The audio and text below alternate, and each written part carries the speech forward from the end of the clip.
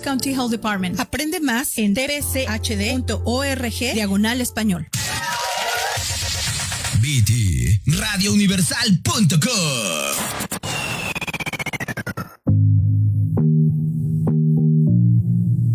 You're listening to Podsitive Vibes with Shane Nicolich, making positivity and gratitude louder in a podcast world. Podsitive Vibes with Shane Nicolich.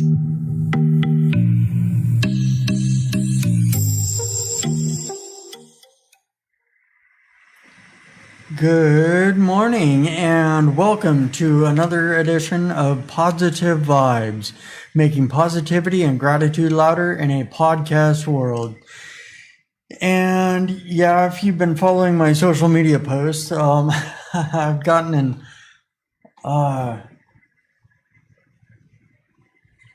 two car accidents in the past week, actually the past 4 days. Yeah, it's like crazy. Well, actually 5 days, I don't know. I was in a car accident on Tuesday and then I was in a car accident last night. And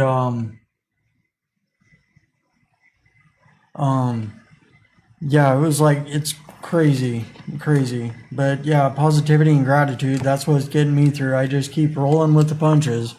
And yeah, it's crazy. That's about all I got to say about that. And yeah, sorry about that. I totally spaced where I left off here. Last time I was reading out of my book, Live the Passionate Life and Quit Settling for Survival. And so I'm just gonna, the bookmark's here, but I'm positive I read that part, so I'm just going to pick up here. All right. We must remain aware that we have done a really good job of getting through seemingly impossible situations up until this point in time, and as such, we will continue to persevere so long as we continue to put forth the effort. Let us keep moving forward toward our dreams, pushing for that which we are passionate about. We will not see the fruition of our dreams if we do not keep a forward motion going in the direction of them. Too often are people distracted by every little movement or bright shiny object on the shoulder of the path of progress.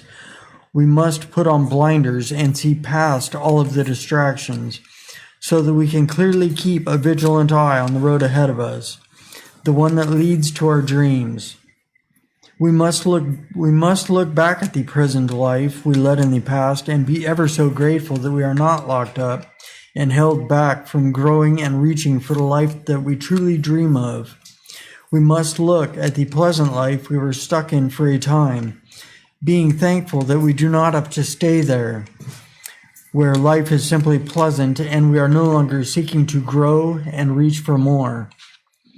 We must look in our hearts and minds, decide what we are passionate about, and strive to courageously follow the path toward our dreams. The path will be rocky and uneven at times, but we must not falter. We must keep our attention focused on our vision of where we are going and leave the past in the past. We must keep moving forward and be sure not to rest for too long at any particular point along the journey, else we grow stagnant and give up on our dreams. We must remain passionate about living life and traveling along the path of progress, ever advancing toward our dreams. I have found that the true adversary of life is not death, as it will be the end of every life anyway. The true adversary, which we all have the ability to escape from, is a detachment from being fully present and alive, experiencing the here and now for all that it is. We must reattach to our passion for the present. Instead of dividing our mental faculties between thoughts and regrets of yesterday or worries about tomorrow, let us maintain our focus on the here and now. Let us keep our minds focused on what we can do now to get us closer to where we want to be tomorrow. We must get back on the path to our dreams and quit living our lives for others, doing the things in our lives that others would have us do. If we do not remain vigilant about staying true to the path we are on, we can easily be distracted by the shiny gleam of another path that others say we should be on instead. Let us reclaim our life's agenda. Let us live our lives and go after that which we, not others, are passionate about. If we set up our minds and lives as others would have us do, our lives become theirs and not our own. I do not want to get to the end of my life only to realize that I did not even live my own life as I was fulfilling someone else's agenda for life. If we are living the present or the pleasant life, we stand the chance of living someone else's agenda. If we are living the passionate life, then we are living our own lives, vigorously chasing our own dreams and passions. We will know that we are on the right path because we will feel a much greater sense of satisfaction and joy, and knowledge that we, and not others, have the power to dictate where our lives will take us. When it comes to the past, I thought I had come to terms with and released all of those things that may end up blocking me from a better present and future. The truth is that I really had not done so. Yes, I had come to terms with these things, but I had not fully accepted that I could move past them. Now I have. What I now see is that the only thing or person who has been blocking me from carrying on down the right path toward my dreams and goals was me.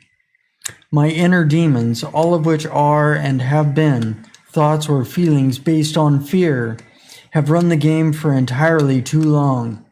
It is time to quash any fears I may have and let go of my demons. They have held me down for far too long, and it is time to rise up and live the passionate life. Too often in life, I have listened too well when others have told me to slow down and be careful, so far as my life's direction is concerned. I have also told myself the same thing at times. Both mine and others' as cautionary directives for my life have kept me in the present or pleasant lives, as I have been too fearful to advance toward my dreams. Now I see that my fears have been hurting me more than keeping me safe, as I have not advanced in life due to unwarranted fears that I was inadequate or undeserving of a better life than I had. I guess advanced in life, but not necessarily advanced toward my dreams, as I would have liked. I had grown to be grateful for the life I had and not continue trying for anything better. Having an attitude of gratitude is the best way to be, but mine seemed to hold me where I was. I needed to expand it so that I could also see and be grateful for my ability to reach higher. I am now free of the grip that my fears have had on me, and I can see that while I am grateful for what I do have in my life, I am capable and deserving of so much more.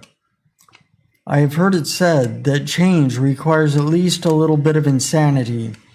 If we haven't reached our dreams and find that our movement toward them has slowed or stopped, then it is now time to be a bit crazy and get moving in the direction that we want to go.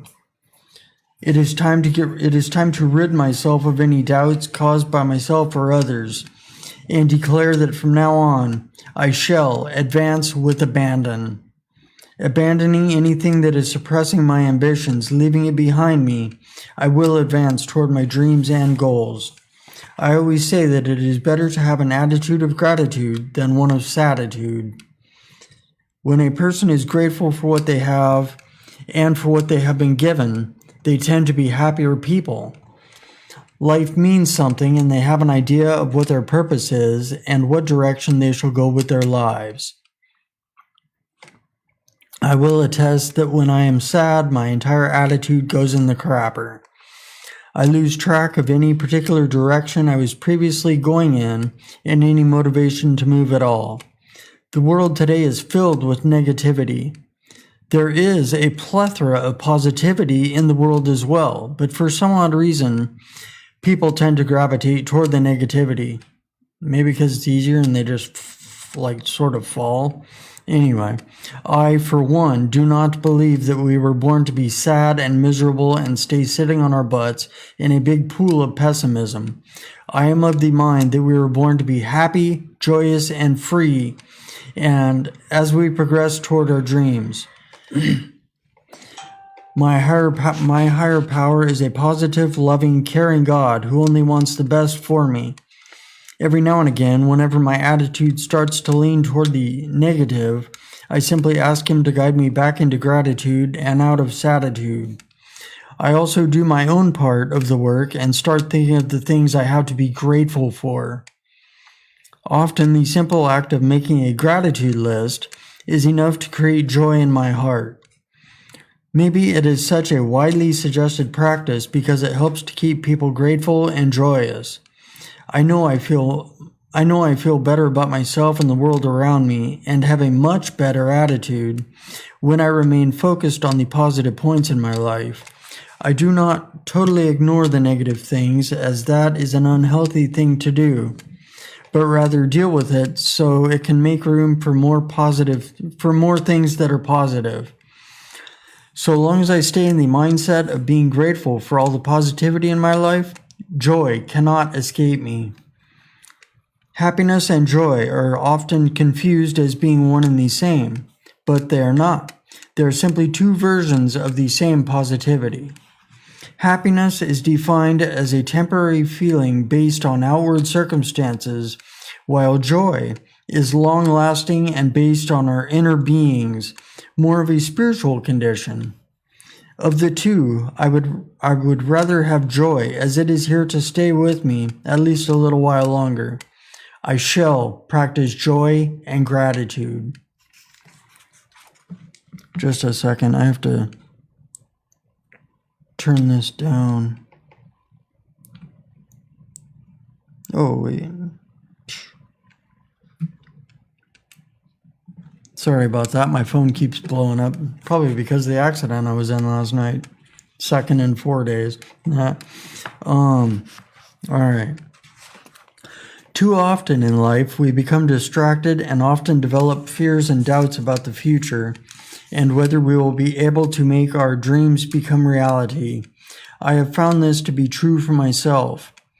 Whether or not they are based on lasting defects of my traumatic brain injury, or current symptoms of my multiple sclerosis, or even the potential for future worsening of my MS, I have let fear and doubt rule too many of my days and make too many of my decisions. They did not make my decisions for me, but I got so muddled up with fear and doubt that I made my choices based on them, since they were clouding my vision. Too many times have I chosen the advice of someone else rather than stick to my own plan simply because the advised plan was logically the safer route. Who knows? Maybe it was better to follow the advice of others, but afterwards I am left to wonder, what if I did go down the other path? I try not to think like that, as thoughts of that nature tend to pull us away from being grateful for what we have in our lives right here and now. If, however, we wish to manifest our dreams, goals, and aspirations, we must maintain our integrity. Forces will try to pull us off the path of progress, but we must not bend from the line between us and that for which we aim. Fear and doubt may tug at our heartstrings, attempting to get us going in a safer direction. But we must stay true to our aim. Circumstances may seem to pull or push us in another direction, but we must not falter. We must keep at it, diligently working and reaching for our dream, not letting ourselves begin working for someone else's goal for our own lives. We shall not break our integrity.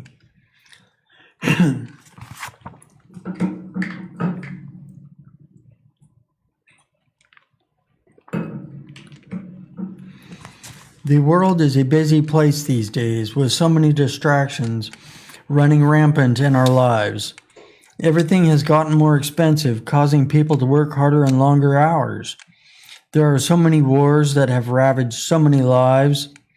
Practicing their addictions has become a way of life for so many, simply as a way of numbing themselves to pain. Some people are going to college and working full-time just to be able to survive while they go to school, with the hope that they will have a better future when they graduate. Some employers are looking out for their businesses and cutting employees' hours and even positions in order to keep their doors open so a profit will keep coming in. There is so much going on in the world today that people have become too stressed out. People tend to not have much in the order of personal communication anymore since electronic communication has taken over the world. My mom was saying something to me about that just the other day.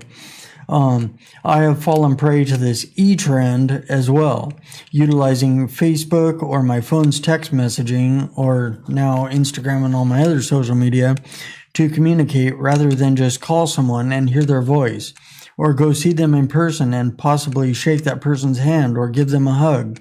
Of course, now with social distancing, that's sort of like, I don't know. We tell ourselves and others that we simply do not have the time. The truth of the matter is, we do have time. We have become so stressed out by all the distractions that keep us consumed by busy work that we have pushed to the bottom of our itinerary. The notion of doing our life's work, with the seemingly plausible excuse that we will get to it later.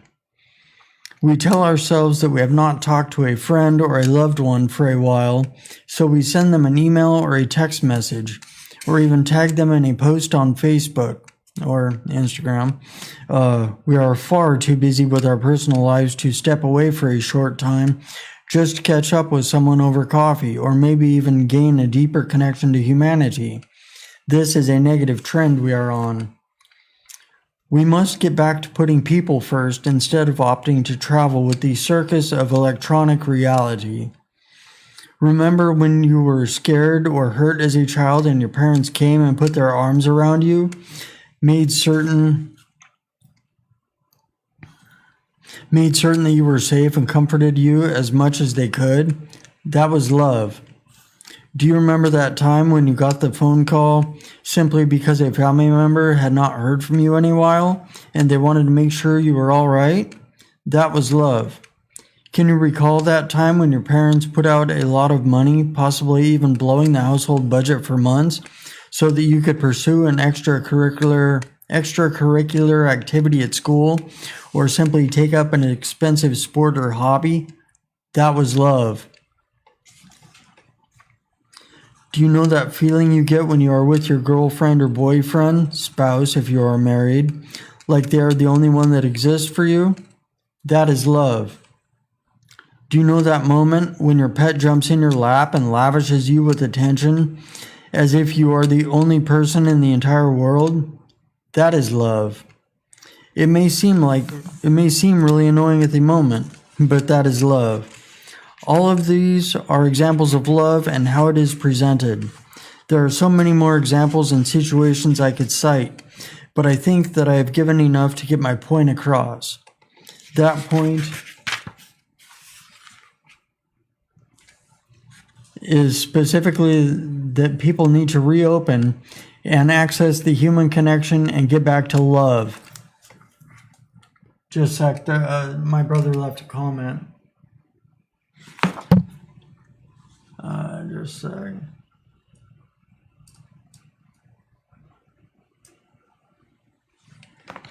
I see your comment, bro.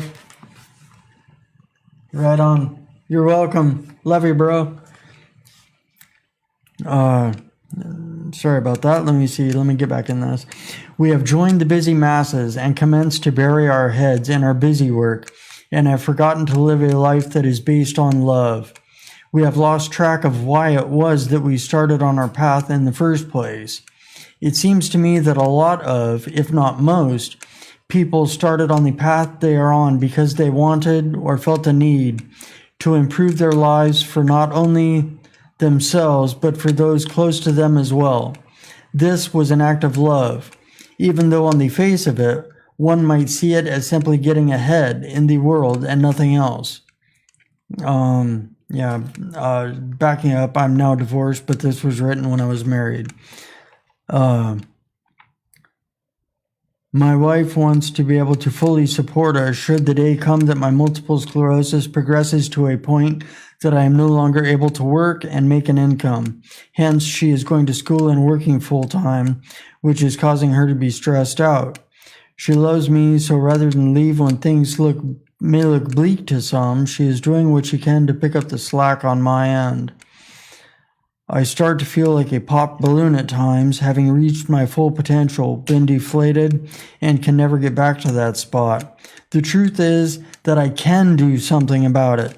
So here I am writing a book and sharing a bit of my soul with the world so that I might be able to also contribute to this joint venture I entered into with my wife.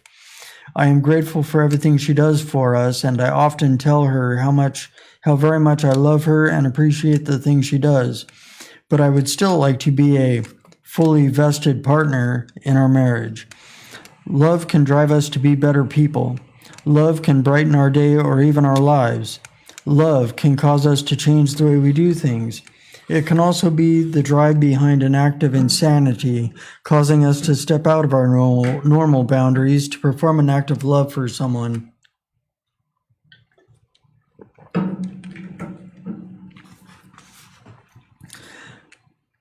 Think of me walking out on a freeway overpass with a big sign saying, "Happy birthday, Jessica," so my wife will see it as she passes by on the freeway below on her way home from work. I actually made the big sign and parked near the overpass, but when I walked up to the overpass, there was a sign saying, "No pedestrians." My sign may have been defeated by their sign, but I told my wife of my intention and it still made her very happy.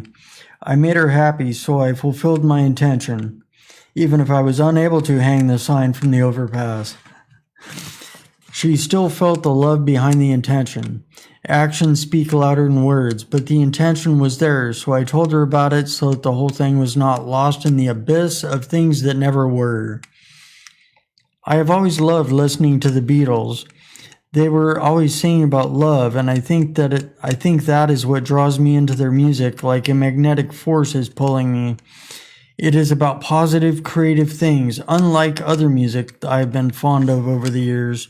All You Need Is Love happens to be one of my favorite songs by the Beatles because of its simplicity and the fact that an entire life can be based on love.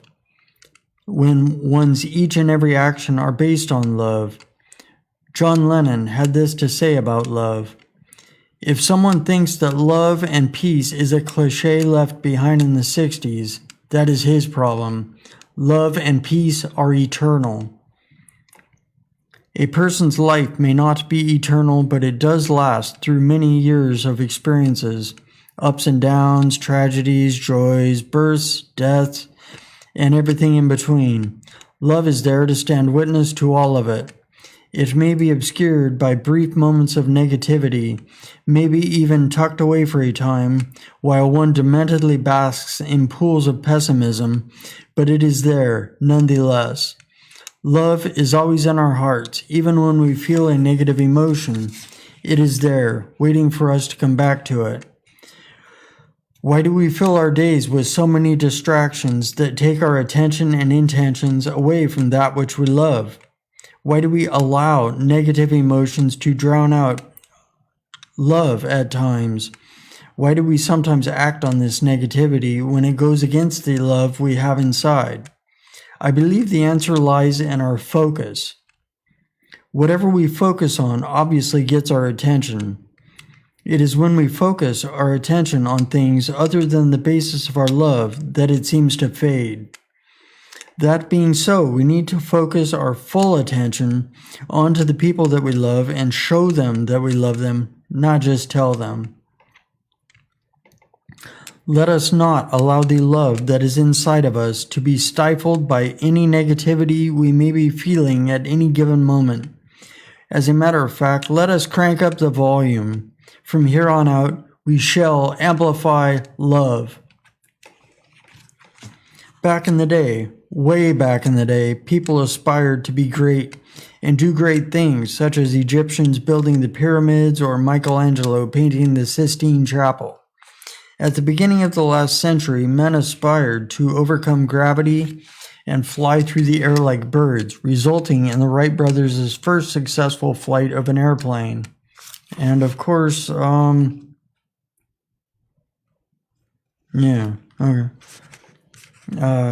more recently, others got bored of this.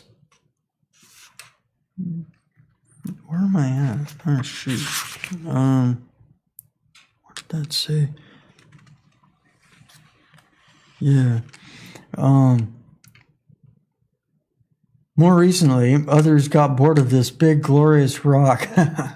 No, when I said where am I thought I lost my place in the book. More recently, others got bored of this big, glorious rock we live on, and they aspired to conquer the Earth's atmosphere and rode in a rocket to the moon. Why does not everyone aspire to be great and do great things? Society in general seems to have quieted down and is okay with the status quo. It is as if there is no need for any more progress, so people have retired from that line of work, being progressive. I love how Brendan Burchard put it. There comes a time in the lives of those destined for greatness when we must stand before the mirror of meaning and ask, why, having been endowed with the courageous heart of a lion, do we live as mice? I am tired of living as a mouse, hiding in the shadows and surviving by scavenging for scraps. I want to be greater than the person I am as of yet, courageously striving for a better way of life. I want to be great and do great things. I may not be able to do some things because of my physical condition and, multiple sclerosis, traumatic brain injury, blah, blah, blah.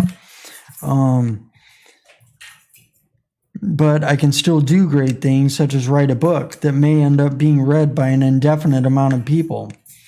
Writing a book is a great thing of itself, but if I can inspire or help to motivate even one person to become greater than the person they currently are and not settle for mediocrity, then that is even greater.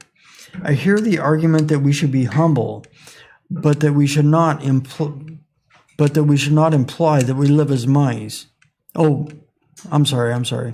I hear the argument that we should be humble, but that should not imply that we live as mice. We ought to ask for and accept help when we need it along the way. Even Michelangelo had assistants helping him out while he painted the ceiling of the Sistine Chapel, which took him 4 years to complete. Just because a person reaches greatness does not mean they never need help. To be great, one must summon up the courage and motivation to step out of the very small area in which we ourselves or those around us have restricted us to. We must open ourselves up to the unlimited possibilities available to us. We can be great and be dining at the great table of life, not settling for the scraps that are left over and thrown on the ground. I, for one, have gotten tired of scraps and accepting in life less than I know I am capable of. It is time to quit being so timid like a mouse. It is time to start being bold like a lion, fully activating our capabilities and becoming great. If we were not meant to be great, why were we given the faculties within ourselves to accomplish great things, think great thoughts, feel great feelings, and just generally be great people? Let us tap into our inner potential for greatness and do great things so that we can show others that it is possible to climb up and reach your dreams. Let us show them that more is possible when we open our minds to the fact that anything is possible if one has enough discipline, drive, and determination to stay on the path that leads you to anything you can conceive of. Let us be humble to the extent that we do not start thinking that we have the capacity and capability for greatness while others do not, for we all have them. It is simply a matter of whether or not one is shown that they do have them and how to make use of them. Let us become great so that we can make use of our ability to serve others, and let us inspire greatness. There is so very much going on in the world today. It sometimes seems that everything is in hyperdrive, with an endless stream of information bombarding us every second of every day. It is a wonder that our brains do not just burn up while trying to sort out all of the different things that are always coming at us. Speed has become our goal so that we can hurry up in order to get the things we need to get done.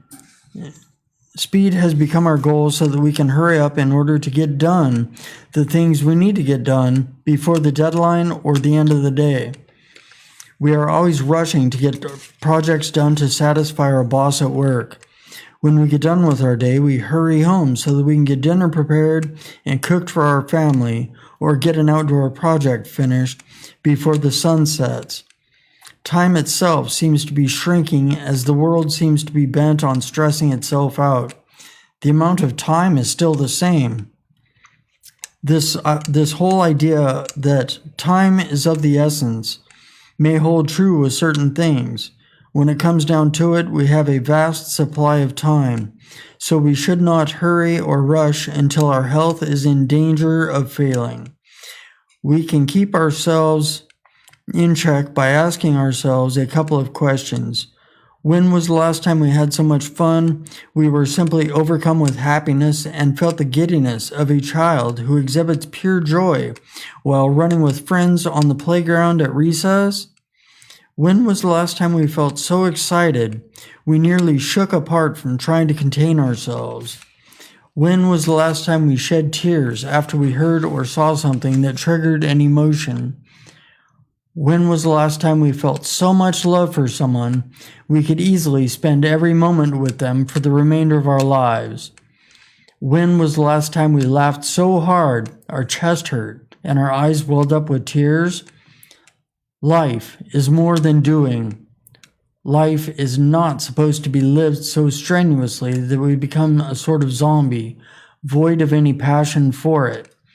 We tend to get so caught up in the daily rigors of our jobs and routines outside of work that we lose our zest for life. We become impassive, just doing what we need to do in order to get through whatever life may toss in our path. We lose our ambitions as we struggle to do what others have seemingly already mapped out for us, to live the lives they would have us live. We lose track of our lives. We need to slow it all down so that we can once again feel the zest for life and know that we are on track to reach our dreams. We also need to slow down so that we can more deeply feel emotions instead of simply saying to ourselves, "That is definitely an emotion. Next." We need to take the time to recognize what we are thinking and feeling. We need to be fully present and experiencing every moment and feeling every emotion in order to be fully alive. That means that sometimes we need to slow it all down and make a pit stop to regather ourselves so that we can think and feel our own thoughts and feelings instead of being caught up in the routine of our daily lives, which can get monotonous, boring, and void of feeling, as if we transformed into robots somewhere along the way.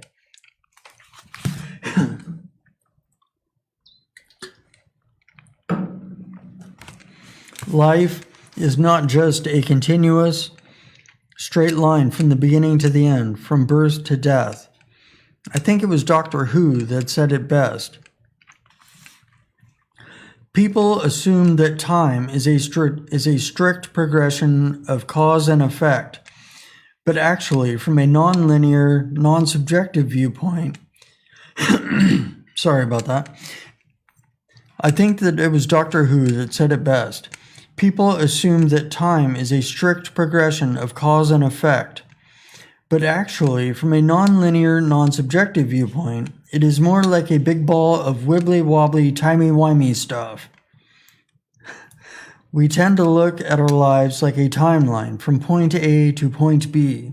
At least I do at times, when actually it is as if we are all in a live choose-your-own-adventure story. Every few pages, we have the ability to change the direction our story is going. Or, as I've experienced in life, circumstances and or, just stuff gets thrown our way and the direction changes. Anyway, moving on. However, when we are going from day to day, activity to activity, without really feeling and thinking too much during or in between, then the magic of the moment is lost in the mix. We lose touch with exactly who we are and what we are here to do. We lose track of our dreams, goals, and aspirations, replacing those with the desires of others, living how they would have us live our lives as if they were their lives. Let us not get caught up in this rush, the supposed need to get everything done as fast as possible, as it does not need to be done as soon as we think. We need to slow down. We need to slow down. We have grown accustomed to living, doing, and being so fast that we have lost the ability to fully experience the individual moments of our lives. We must stop getting lost in the rush. We need to more fully experience our lives, but cannot do so at the breakneck speeds that today's world demands we be going all the time. Let us slow time. When we do this, we shall experience more of the moments of our lives, and we shall be better people when we learn to do this. Having made these declarations, we shall most certainly hear the clank of our cell doors as they open, and we shall walk out of the present life. If we have been comfortable resting in one spot for too long, we shall rise up and walk out of the pleasant life. Both of these places can be traps, if we allow them to be.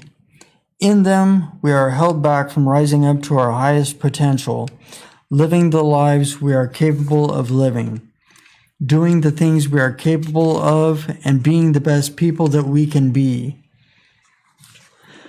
We shall move past both of these places and, being totally unrestricted, we shall charge into living the passionate life. Our dreams will no longer be put on the back burner in place of what others would have us be and do. Let us include others in our dreams as if they would care to join us. Let's see here. Let us include others in our dreams as if they would care to join us, but we shall not impede their dreams. We shall move past any doubts or fears that hold us down, as they are most likely ungrounded and or imagined in the first place. We ourselves and the world around us have imprisoned us in a small cubicle for too long. Let us move out of the small space and go for that grand hall. Let us stop whispering and let our voices be heard. Let us do that which makes us fulfilled, that which brings a smile to our faces and a joy to our hearts. Let us do that which we are passionate about. We got a few minutes. I'll just read the beginning of this. Won't go too far into it. It may be that we, as individuals, do not have the motivation to move forward. I admit that I have waited too long for inspiration or motivation to come from outside of myself. It took a very long time to get through my thick skull, but I have found that motivation, inspiration, and positive mojo do not come from outside sources. They are often sparked by outside sources, but they come from within ourselves. This is because of what are called mirror neurons, which are inside every human being on the planet. They mirror what we see. If we place ourselves in negative situations with negative people, we become negative people. If we place ourselves in positive situations with positive people, we become positive people. If we take in negative material, our attitudes become negative, whereas our attitudes become positive if we take in positive material. As the saying goes, what goes in must come out.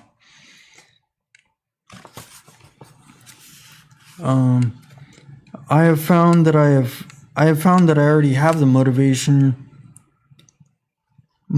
inspiration, and positive mojo that all come from within. They only need to be awakened. I recently came to this realization after being motivated and inspired to do something big and bold with my life. After all that I have been through in life, it is a miracle that I am still alive and as active as I am, and able to be as active. So I consider waking up and getting out of bed in the morning a pretty bold move. I want to keep improving and making progress, though, and I am seeking to play these cards that have been dealt to me in the best way possible. Here's the deal how I see it. I currently have a job working as a dishwasher at a fast-paced restaurant. It is a physically demanding job. I have multiple sclerosis, which is incurable, and can get worse but never better. So far, it's actually gotten better since I quit taking treatment, but that's my personal story, so I won't get into that right now. So in thinking about the future and trying to plan for it, it seems like a very good idea to become a writer, as I will still be able to do this and make an income should my disease get worse. I will not let this disease rob me of my passion for life. I have a lot of positivity to share with the world, and this shall be the avenue to my future, sharing my story and helping others to fully realize their potential, to become greater people, and to live the passionate life. I have been stuck in the quicksand of life before as well, and I have been able to get out of it. Now it is my turn to share with others so that they will be able to get beyond whatever is holding them back and move forward toward their dreams too.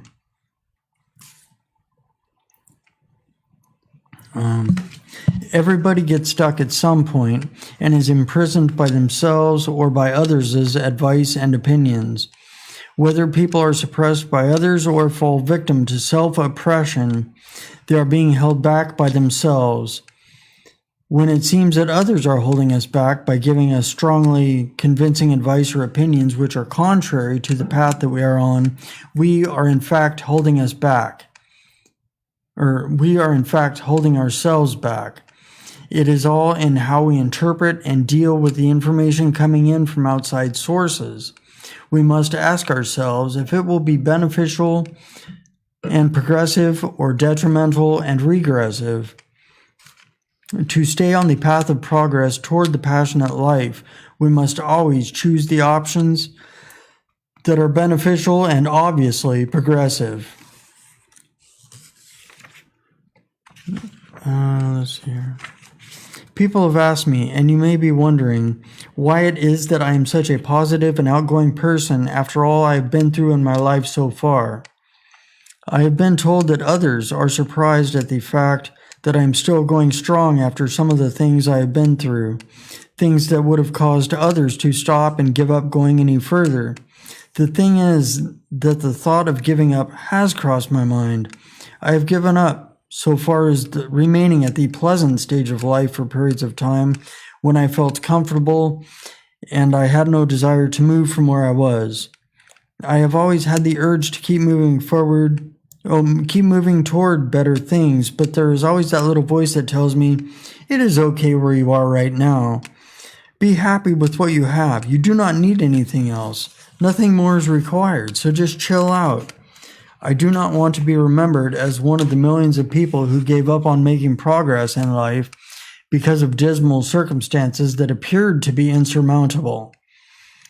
I want to be remembered as one who faced insurmountable circumstances and pressed on, ever trudging past the obstacles in their path.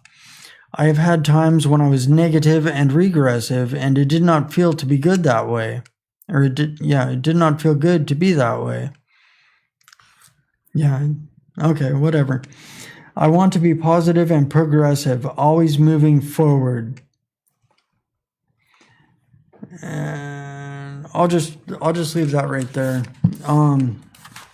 Yeah, going back to what I was saying about that my disease, my multiple sclerosis seems to have gotten better since I quit taking traditional treatment. That's just my personal story. I'm not making, like I said at the intro to my book, anything I say, do not take my personal experiences or opinions and, as facts, and,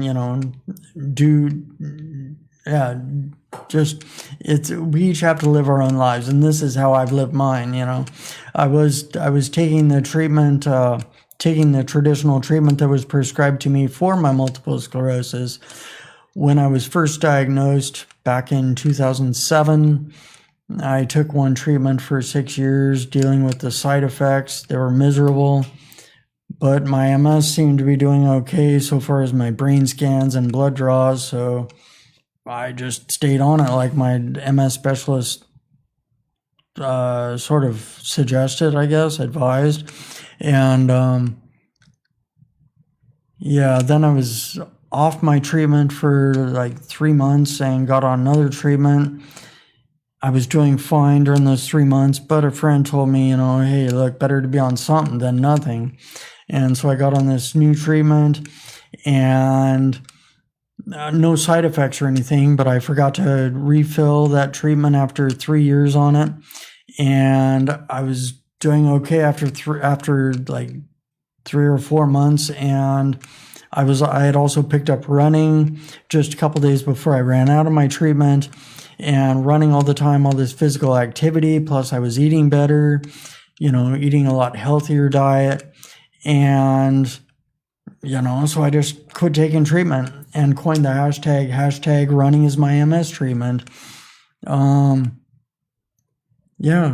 So that's how it's worked for me. And since I've, been running as much as I have, especially since I've been running, this never ending run streak, and, eating healthy, and, plus I'm clean. I, quit drinking and doing drugs 29 years ago, quit smoking cigarettes back in 2013. And now I eat mostly clean. Let's say that. I try and eat clean, but it's like, I don't know. Here recently, I've been adding, cheating on my diet a little bit, but oh well, whatever. I burn it off. I'll get back to it soon, maybe. We'll see. But I'm still feeling better than I ever have in my life, and so that's my story, and I'm sticking to it. Let me see here. Okay, I don't know what's going on there, but at any rate, it's like just the enthusiasm that I wrote this book with. That's the enthusiasm I live with. And it's like if you heard me read sections of the Motivation Manifesto by Brendan Burchard, the enthusiasm he wrote that book with, the enthusiasm he reads it with in his YouTube video, it's like that's the enthusiasm I want to carry throughout my life, and just I never want to lose this enthusiasm, because it's like, it's like, heck, I was in a just I had to get a drink of coffee there. I was in a car accident this last Tuesday, a little fender bender on the freeway, and that one would have been deemed my fault. And then last night I was in another car accident. Uninsured driver pulled out in front of me, and no chance to react and hit him. About 2 blocks from my house, and it's like, all this stuff happens in my life, and it's just like, I don't know. I just keep rolling with the punches. Just like I was talking to a friend last night or yesterday. Actually, yesterday I think it was, chatting with a friend on. Chatting with a friend, and like I was telling her, just got to be resilient. Just fall down, get back up, keep rolling with the punches. That's what it's all about. And with, I don't know, I'm about done for today, and that's about it. So I just want to thank you all for tuning in for another episode of Podsitive Vibes and making positivity. I hope I've made positivity and gratitude a little louder for you. And I will just close it with the usual. Stay kind, optimistic, and grateful. And have a phenomenal day and a phenomenal week. And I will see you next Sunday at 8 a.m. Pacific here on VT Radio Universal.